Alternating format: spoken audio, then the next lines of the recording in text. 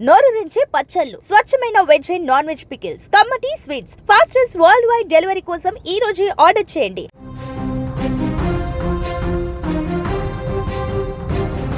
రైతు సోదరులకు అదిరిపోయే శుభవార్త వచ్చేసింది. ఎప్పుడెప్పుడా అని ఎదురు చూస్తున్న పీఎం కిసాన్ నిధుల విడుదలపై క్లారిటీ వచ్చేసింది. దేశవ్యాప్తంగా కోట్లాది మంది రైతుల బ్యాంక్ ఖాతాల్లో త్వరలోనే డబ్బులు పడిపోనున్నాయి. సాగు పెట్టుబడి కోసం కేంద్రం అందించే ఈ సాయం అన్నదాతల చేతికి అందే సమయం ఆసన్నమైంది. ఇన్నాళ్ల నిరీక్షణకు తెరదించుతూ 22వ విడత నిధుల పంపిణీకి రంగం సిద్ధమైంది.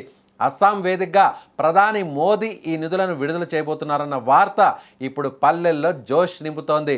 మొత్తానికి పీఎం కిసాన్ సమాన్ నిధి పథకం కింద 22వ విడత పెట్టుబడి సాయం పంపిణీకి ముహూర్తం ఖరారైనట్లు తెలుస్తోంది.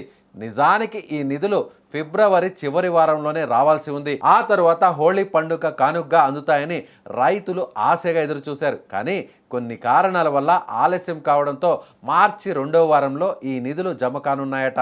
వచ్చే వారం రోజుల్లోనే అంటే మార్చి 13వ తేదీన ప్రధాని మోదీ అస్సాం రాష్ట్రంలో పర్యటించబోతున్నారు. ఈ పర్యటన సందర్భంగానే దేశవ్యాప్తంగా ఉన్న అర్హులైన రైతుల ఖాతాల్లోకి ఒకే ఒక్క క్లిక్తో నిధులను బదిలీ చేసే అవకాశం ఉందని అధికార వర్గాల సమాచారం. గత ఏడాది నవంబర్ నెలలో 21వ విడత నిధులు అందుతున్నాయి. ఇప్పుడు దాదాపు 4 నెలల తర్వాత 22వ విడత కింద 2,000 రూపాయల చొప్పున రైతుల అకౌంట్లో జమ కానున్నాయి. అయితే ఇక్కడ రైతులు ఒక ముఖ్యమైన విషయాన్ని గమనించాలి. ఈ సాయం అందాలంటే మీ అకౌంట్కు కేవైసీ తప్పనిసరి.